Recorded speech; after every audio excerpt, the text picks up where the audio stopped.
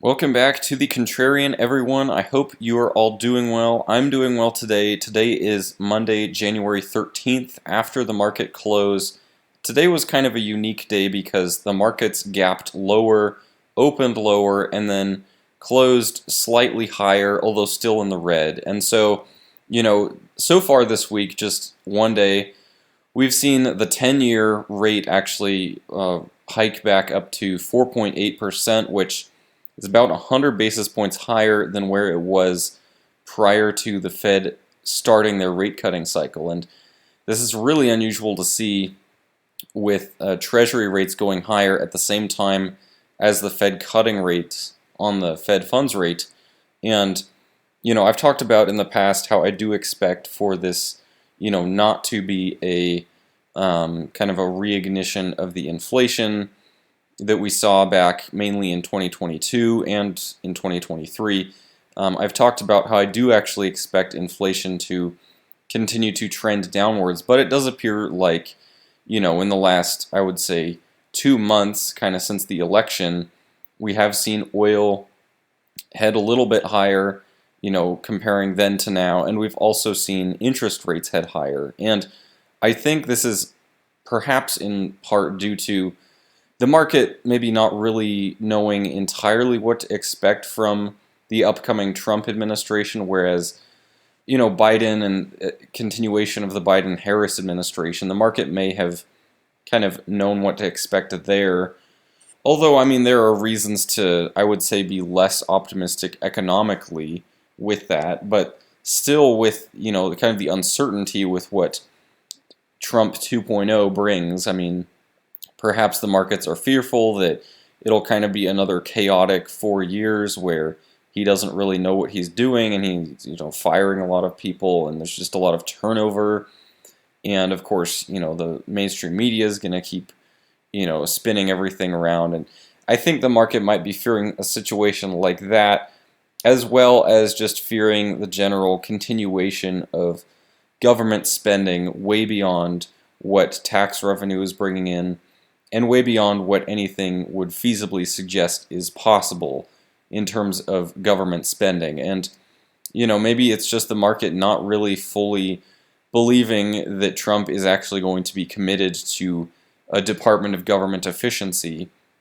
And maybe the market's actually kind of waiting to see, just how effective Vivek and Elon are at doing something like that. So, there's probably a variety of reasons going into the recent rise in, interest rates and the recent rise in, oil or natural gas. And I would kind of point to the fact that, of course, with Trump and his administration, I would think probably one of the first things he's going to do is going to try to free up the American energy industry as much as he can. And if anything, I would expect that to kind of have the most quick effect at some sort of economic stimulus, because if he can effectively get the oil price down, if he can get the price of energy down, as a result, I mean, that'll take time, but it'll trickle through the rest of the economy and have a very stimulative effect. For example, if you were to look at the opposite, like if you were to, see an upcoming administration that was going to be very restrictive on energy production and therefore cause an increase in price, I would actually see that as very, constricting on the economy coming up. And, if you go kind of with the inverse of that, you would see something that would be potentially very stimulative. And, I would see that as very stimulative on the economy, simply given the fact that if you bring down the cost of energy, eventually that trickles through the rest of the economy. It brings down the cost of other things that are concerning people right now, like groceries or, electricity prices and everything like that. And so it's not just the price people are paying to fill up their car, it's pretty much everything else. And that's kind of the, that's why we saw the extreme inflation, or not extreme, but, higher than usual inflation back in 2022, of course, was the energy shock that occurred back then. So, I think that'll kind of be the quickest thing Trump could do and probably will do to get inflation back under control. And with that, I do think you would alleviate a lot of the kind of skepticism in the market right now with regards to, a return of inflation, a second wave of inflation.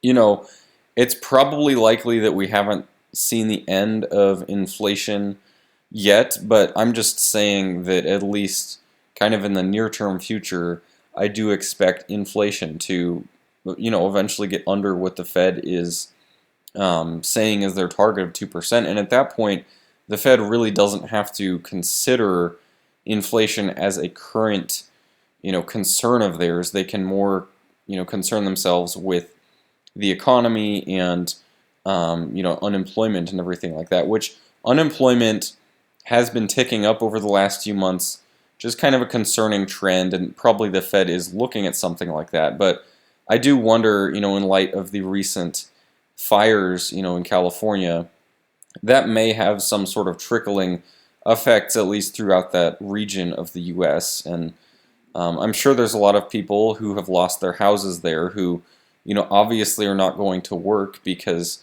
there's a lot more important things they need to focus on. And so, something like that, as localized as it is, may eventually have impacts on something like the unemployment rate, and the Fed actually may consider something like that in terms of the decisions they make. So, I would say it's a much more contrarian position of mine at this point.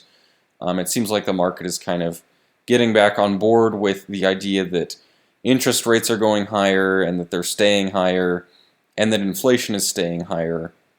And I am taking the opposite position of that right now, because I do see not only, kind of upcoming economic slowdown occurring, but also, this stimulative effect on the economy as it is, just with, an increase in energy supply. So, and that's not even factoring in anything like what, a government efficiency type of program would have. So that could definitely play into things as well. I also really wanted to talk about, the LA fires and everything like that.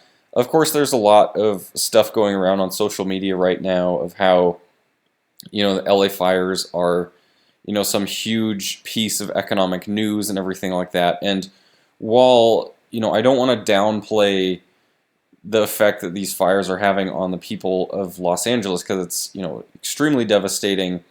Last year I actually was on Maui in Hawaii, and similarly there, I mean, I would say that was even almost more devastating for Maui, because not only was it just proportionally such a larger area of that island, but I mean, the Maui fire was the deadliest fire in the United States since the Great Chicago Fire. So I mean, not to downplay what's happening in LA right now, but Maui was significantly more devastating, at least in terms of fatalities. But, thinking about the LA fires and potentially the rippling effects that could have through the economy, it could kind of provide a booster effect of sorts to California real estate prices. Because if you think about, 20,000 homes suddenly being destroyed in California, suddenly you have, in theory, about 20,000 households having to live somewhere else, presumably fairly close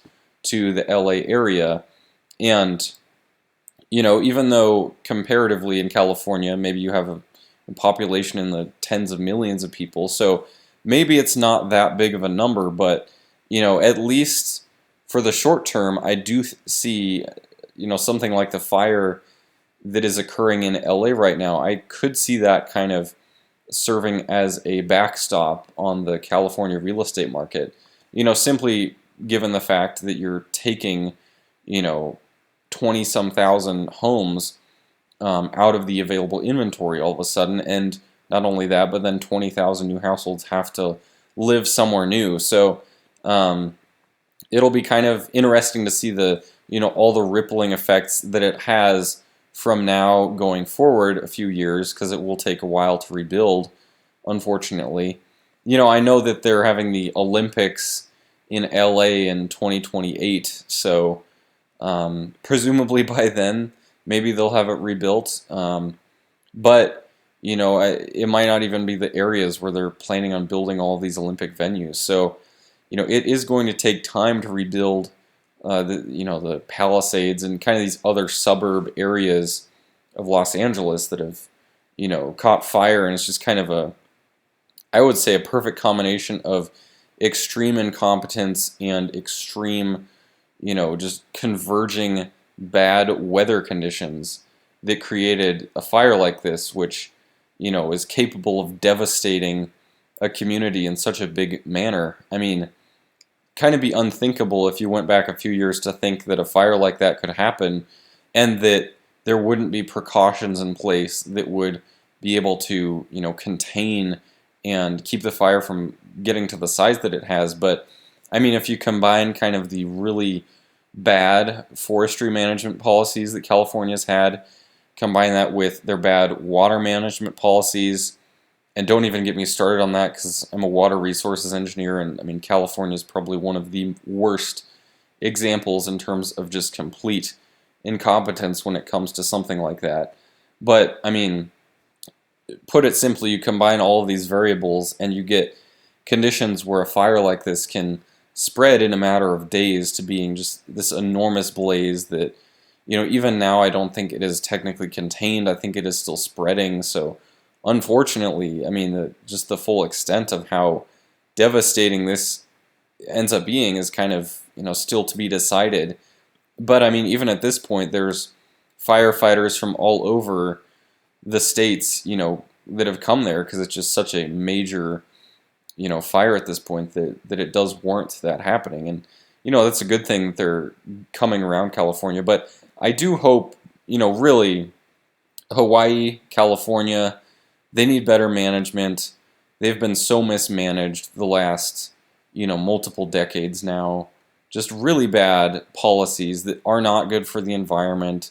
They're not helpful for, kind of the long-term, ecological health of the place. And so, they just need better management, and hopefully Californians and Hawaiians can learn from that. I have family in California.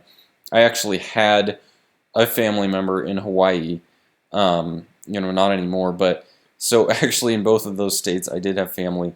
So I do hope that they really can improve and just build back better from it, to use a familiar phrase.